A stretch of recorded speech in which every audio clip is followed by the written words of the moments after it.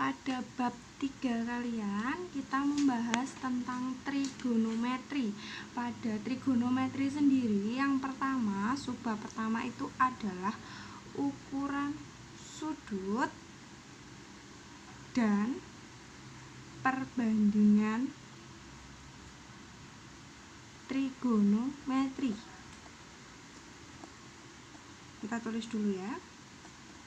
Nah, pada ukuran sudut itu sendiri, kalian bisa lihat pada halaman 101 LKS kalian. Ukuran sudut yang pertama itu ada,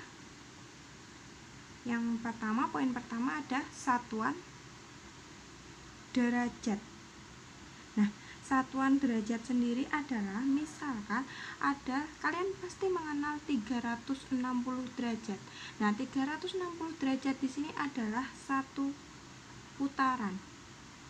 Nah, familiarnya ketika di soal itu adalah 1/360 putaran itu sama saja dengan 1 derajat. Silakan diperhatikan ilustrasinya pada halaman 101. Jika sudah, kita masuk ke poin B, ada satuan radian. Di sini satuan radian bisa kalian lihat pada halaman 102. Di situ ada sudut POQ, di mana pada gambar 3.4 di situ ada sebuah sudut. Misalkan di sini ada sebuah lingkaran dengan sudutnya O, Q, dan P.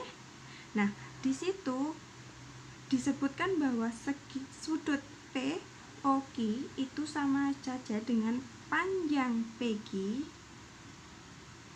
dibagi dengan jari-jari R radian. Pada ketiga itu ada hubungan satuan derajat dan radian. Di sini hubungannya adalah ketika 1 derajat itu sama saja dengan pi per 180 radian,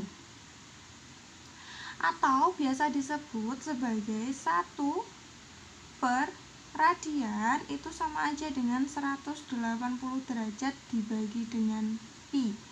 Nah, sampai sini bisa kalian baca di LKS kalian masing-masing halaman 102. Selanjutnya, pada trigonometri ini kita mengenal sebuah sudut dan kuadran. Silakan poin 3 ada sudut dan kuadran. Sudah familiar sekali ketika kalian SMP mengenal sebuah lingkaran. Sini ada sebuah lingkaran di mana sudutnya pasti 360 derajat, ya kan? Satu lingkaran ini adalah 360 derajat. Nah, di sini kita bagi menjadi 4 bagian. Nah, bagian pertama kita sebut dengan kuadran 1, di mana di situ kuadran 1 pi-nya atau alfanya boleh lebih dari 0 derajat kurang dari 90 derajat. Dan di kuadran 2 berarti alfanya lebih dari 90 derajat kurang dari 180 derajat. Selanjutnya, di kuadran ketiga di sini adalah alfanya lebih dari 180 derajat kurang dari 270 derajat. Dan di kuadran keempat alfanya lebih dari 270 derajat kurang dari 360 derajat. Nah, di sini kalau kalian sudah familiar sekali dengan satuan radian ini, biasanya ini kalau di SMP disebut sebagai daerah kuadran 1, 2, 3, 4. Nah, ini digunakan untuk ketika kalian mencari sudut-sudut pada kuadran nanti. Di sini selanjutnya kita bahas tentang perbandingan trigonometri pada segitiga siku-siku. Nah, kalau segitiga siku-siku kalian kan sudah familiar sekali ya. Namanya segitiga siku-siku pasti salah satu sisinya terletak ada siku-sikunya, Bu, gitu kan. Nah, di sini misalkan ada sebuah segitiga siku-siku dengan sudutnya, salah satu sudutnya adalah sudut alfa. Oke. Pada sudut alfa, di depan sudut alfa, berarti kan di sebelah sini. Di depan kita tulis saja depan. Terus karena ini miring, porsinya miring, kita sebut sebagai sisi miring. Oke. Mengingat kembali pelajaran SMP. Nah, tinggal satu sisi, Bu. Ini berada di sebelah sampingnya sudut. Oke, kita tulis sisi samping. Gini kan? Nah, karena kita menggunakan segitiga siku-siku, kita bisa mencari familiar dengan kata sinus, kosinus, dan tangen. Pada SMP, coba kalian ingat bahwasanya ketika ada sinus alfa, suruh mencari kosinus alfa dan tangen alfa. Hal mudah sekali, Bu. Kan sudah pernah. Nah, sekarang kita mengingat kembali. Sinus alfa itu apa sih? Sisi depan sudut dibagi dengan sisi miring sudut, ya kan? Nah, selanjutnya kosinusnya adalah sisi samping yang dibagi dengan sisi miring. Berarti otomatis ketika kalian sudah mengetahui sinus dan kosinus, kalian dengan sangat mudah untuk mencari tangennya.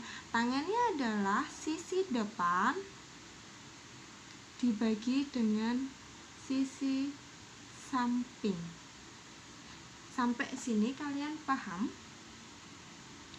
Contohnya bisa kalian lihat pada halaman 103, itu lebih detail buku-buku kalian.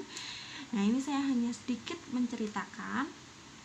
Atau pada halaman 104 kita menggunakan di LKS kita menggunakan sebuah permisalan ada X, Y, dan R. Sama.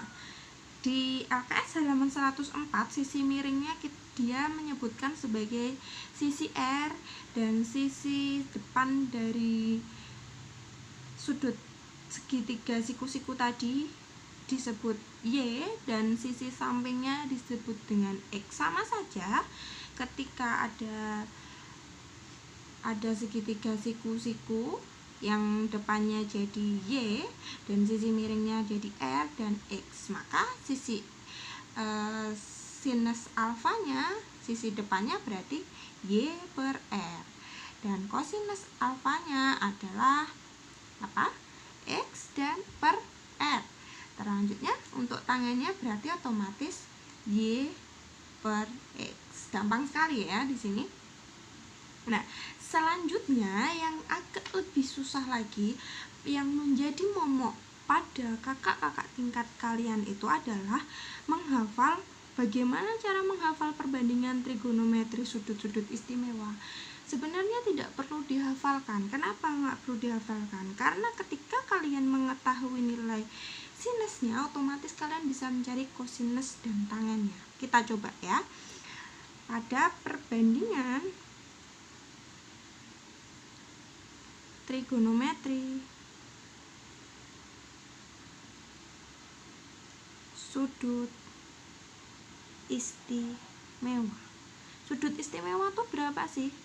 Nah, sudut istimewa itu ada 0, 30, 45, 60, dan 90.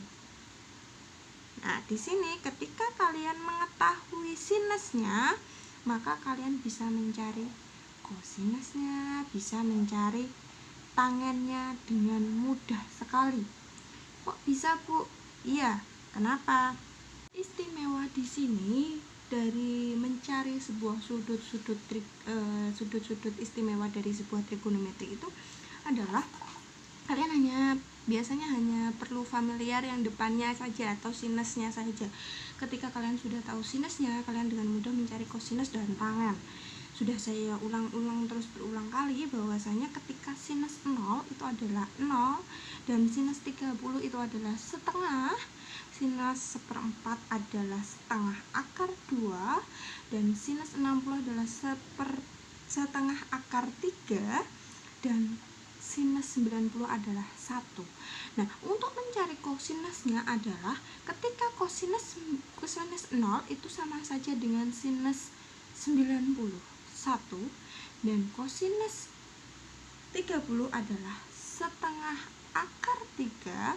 Selanjutnya kosinus 45 derajat adalah setengah akar 2, dan kosinus 30 derajat adalah setengah, dan kosinus 90 derajat adalah 0.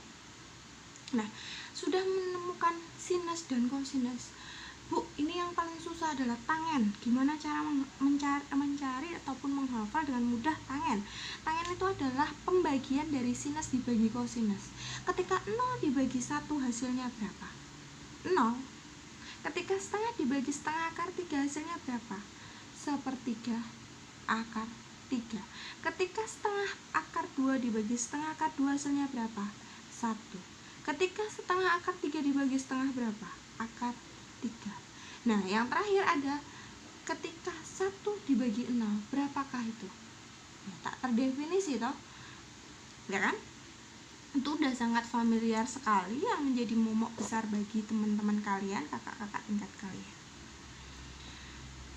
Nah, sebagai contoh soal sudah tersedia halaman 107, kalian bisa pelajari sendiri.